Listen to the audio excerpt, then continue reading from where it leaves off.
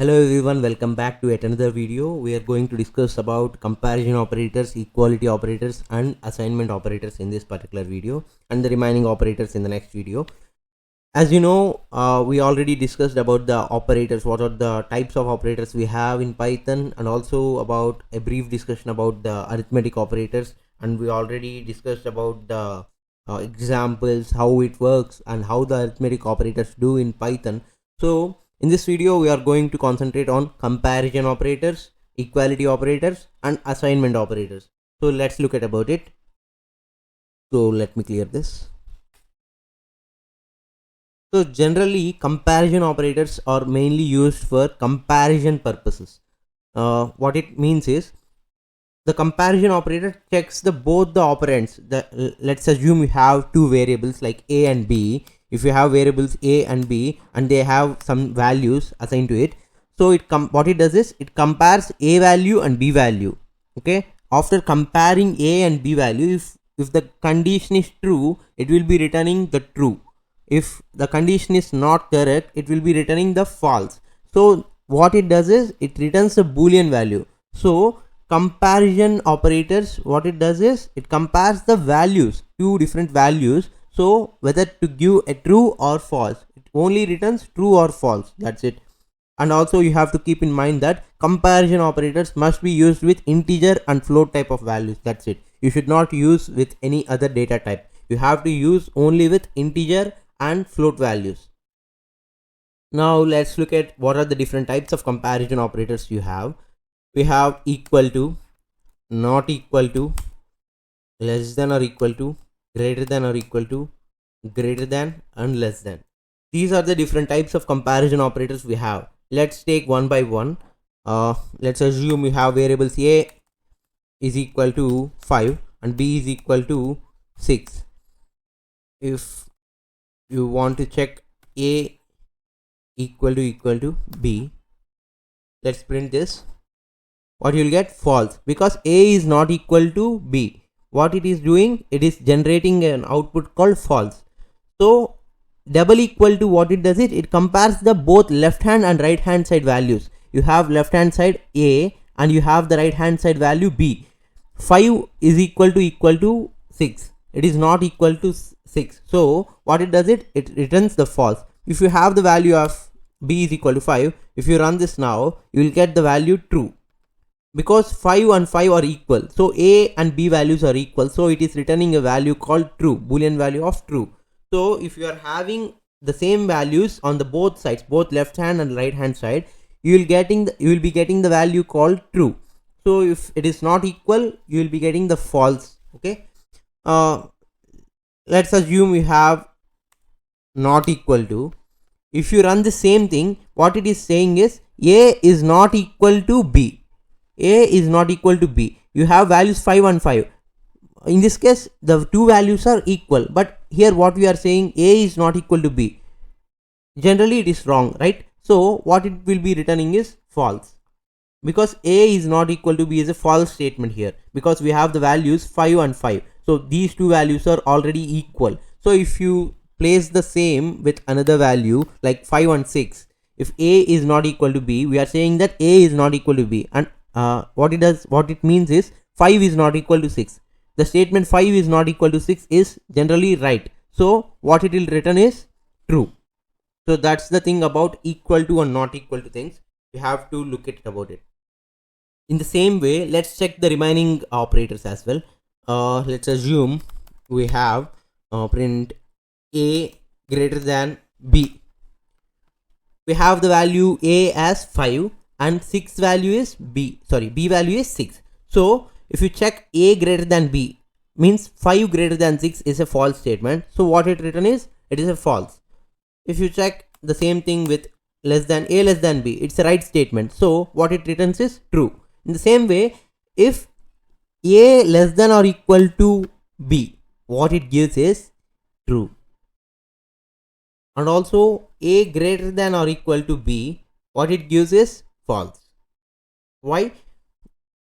If you take value 5 and 6, 5 is greater than or equal to 6. 5 is not greater and not equal, so it will be returning false. In the same way we have done a less than or equal to b. We are checking two conditions. A may be less than b or equal to b. So 5 is less than 6. So it will be returning true. In the same way, you have 6. 6 is equal to 6. In this way, we are checking less than or equal to. So either one of the statement is true, it will be returning true. 6 is less than or equal to 6. So 6 may be less than or 6, or 6 may be equal to 6. So in this, we have two conditions, right? So in these two conditions, if you satisfy any of the things, we already discussed about true and true, true or false, true or true. So these are the things which will be coming into the picture, and we will be discussing about this in deep. So in the basic math, you know that a less than or equal to b, if you satisfy any of the two statements or conditions, you will be returning the true value.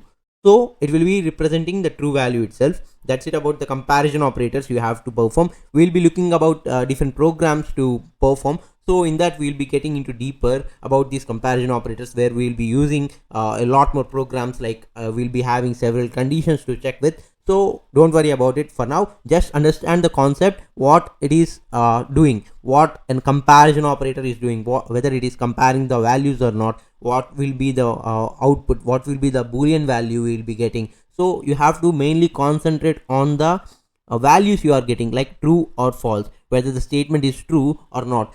Based on the statements which you give to the program, your entire logic will be building here. So please concentrate on these comparison operators. Whether to perform this operation or not, you have to keep in mind that the statement which you give should be true or false.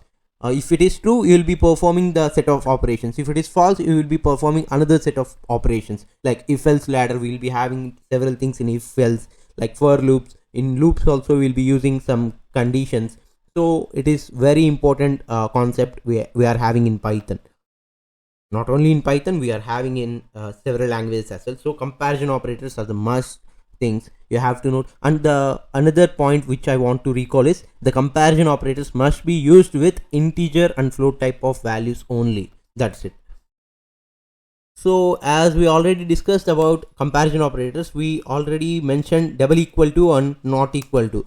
These are also called as equality operators. These two will be called as equality operators. What it does is, it compares the values both on the left and right hand side. So if the both the values on left and right side are equal, it returns true. Otherwise, false. Okay, that's the thing about double equal to. And not equal to, what it produces is, it generally produces the opposite value. If the condition is true, it will be generating false. If the condition is false, it will be generating the reverse true. So that's the thing about the equality operators. So we'll be using a lot more things around this comparison operators itself. And also we also have the assignment operator, right? Assignment operators. So let's look at about this assignment operators. You have to observe a difference between the assignment and comparison operators. Let's take a value a is equal to 10. What it is doing, it is assigning the value 10 is assigned to the variable a. In the same way, if you do this double equal to 10, what here what it is doing is, it is comparing the value of 10 with the value of a. So if the value of 10 is equal to a, then the statement will be true, otherwise it will be false, right? The double equal to is generally comparing the both the left hand and right hand side values. That's it. Whereas the single equal to we are having in the first line is doing is, the 10 value is assigned to the variable of a. So you have to keep in mind, the assignment operator is just assigning the value which you are giving. So the comparison operator is double equal to. You have to keep in mind about these things. So now let's perform a simple program for finding even and odd numbers. So you can use some comparison operators in this. Let's take a value a.